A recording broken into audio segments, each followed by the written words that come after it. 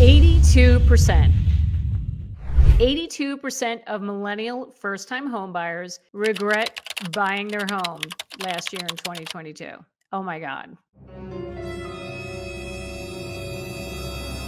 I mean, it's hard enough for these guys to actually find a house, compete against other buyers and get their house and afford the house and all the things. And now I'm seeing that 82% of them regret or have at least one regret with their home purchase last year. A report was done called the 2023 Millennial Homebuyer Report. And this was done by Clever Real Estate's Real Estate Witch.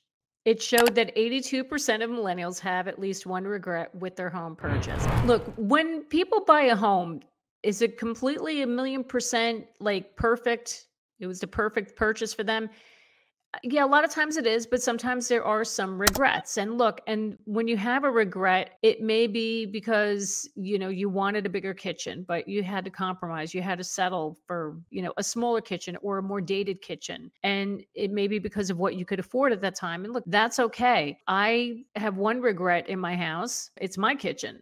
Couldn't stand my kitchen. I did make some minor changes to it to make it better. But the reason I still chose this house anyway is because of the location and the neighborhood. That was more important to me for my kids than the kitchen. The kitchen I could live with and make changes to it. We all do have our regrets, but when I see 82% of millennials have at least one regret, that tells me that during this whole time, the past few years, with this buying frenzy going on, with the bidding wars, multiple offers, all the things, the pressure was on all of them to make these home purchases, and they're not sitting back and looking at the whole picture when they're buying a house, because they have to make these rapid decisions and, get the contract written and get the offer in and waiving inspections and waiving appraisals, all the things, and then only to step back and say, oh my God, I regret doing that.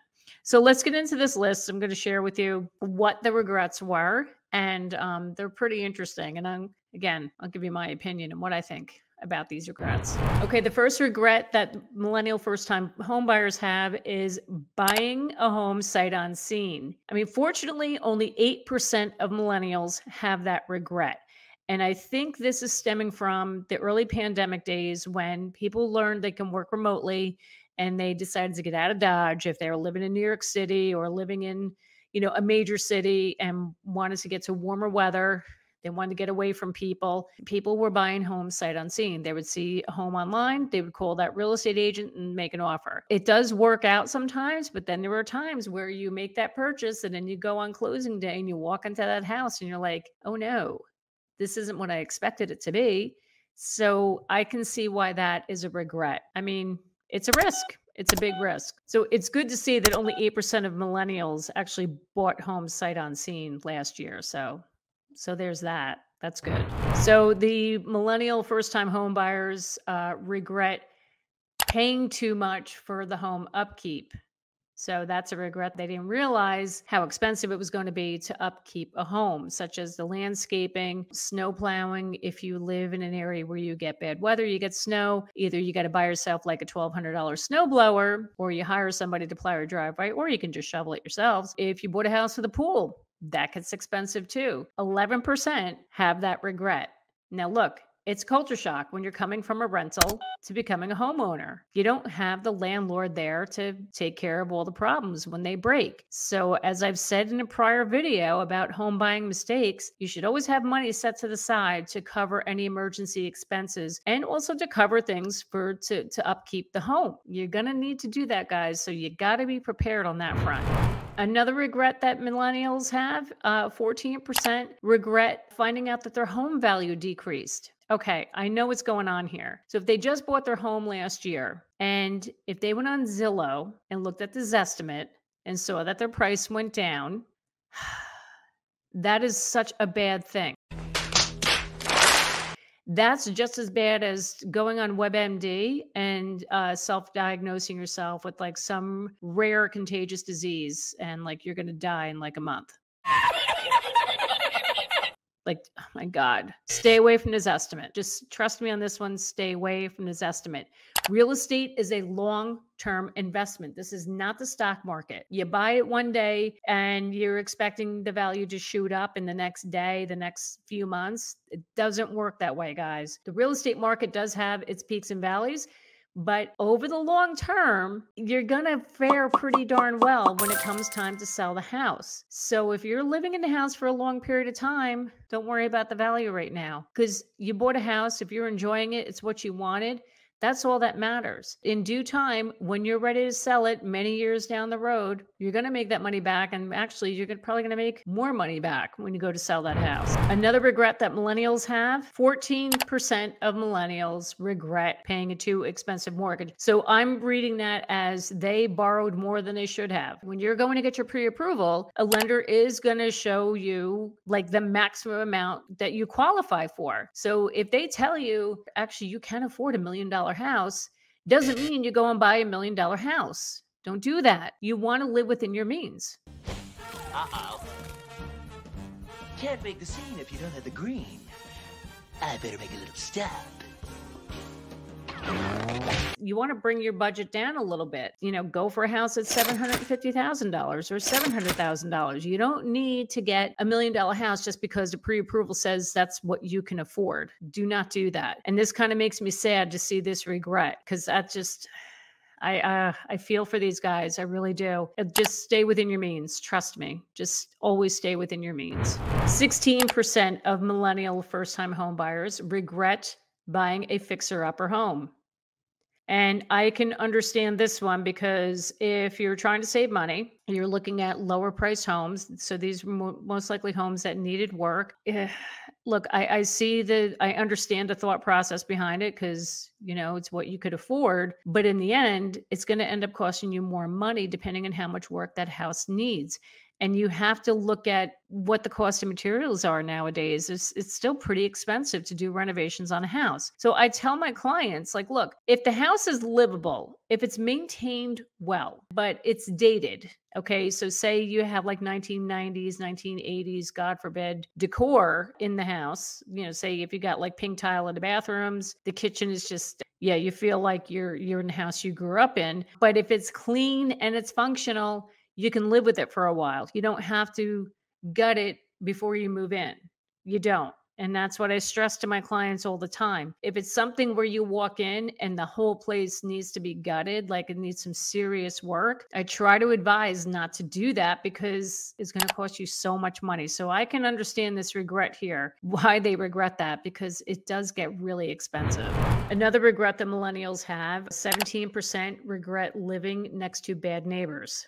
Look, you really cannot choose your neighbors. I mean, it's kind of hard to figure out who you're going to be living next door to. Go away! I never want to see you again! Or, you know, who's going to be living across the street from you. Unless you're looking at the house one day, you're happen to driving by and the neighbors are outside. If you want to stop by and talk to them. Look, I had a client that did that. We were at the house for, I forget for what, but neighbors were outside and he decided, look, we're going to go over and talk to them. And he did. And he got to know them and turned out to be good. They turned out to be decent people. But you can't control who you're living next to. And here's another thing to think about. If your neighbors sell their houses, you can't control who they're selling their house to. So you could end up having a neighbor moving in and that may not be so nice. And I'm speaking from experience. Yeah, when we bought our house, we wanted to be in this neighborhood so bad.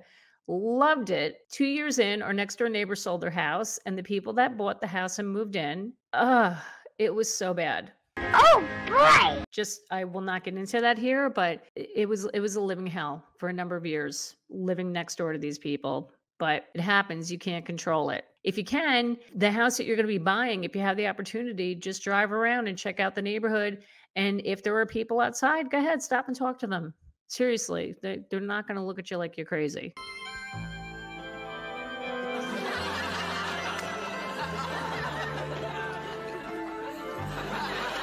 Hey, you know what you're going to really regret? You're going to regret like not liking this video. So I suggest you like the video right now, and you're really going to regret not subscribing. You have to subscribe, because I don't want you to regret that. 17% of millennials regret buying their home too young. So found this one interesting because the studies have shown that millennials are starting families and buying homes much later than previous generations. I find that kind of funny. So I'm assuming this is like the younger end of millennials that are having that regret that they bought too young. You're never too young. Like if you can afford to buy the house now and you're hanging on to that for like 10, 20 years, think about all the equity you're building. So I don't see that as a regret, and I don't understand why they would regret that unless they felt like they want the freedom to be able to move, move more frequently, like say every few years.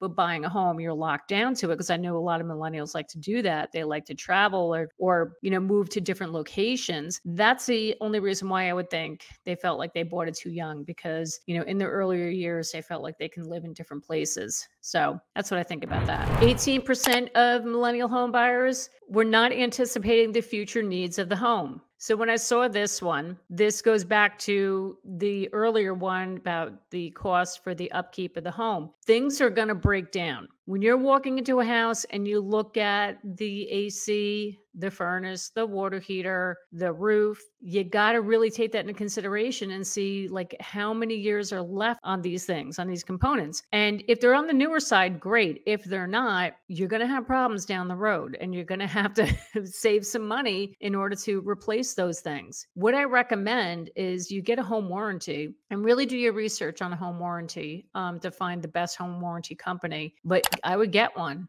Get a home warranty, because then if one of those fails, you're covered. That's what I tell my clients. If you're nervous about that, home warranty is always a way to go.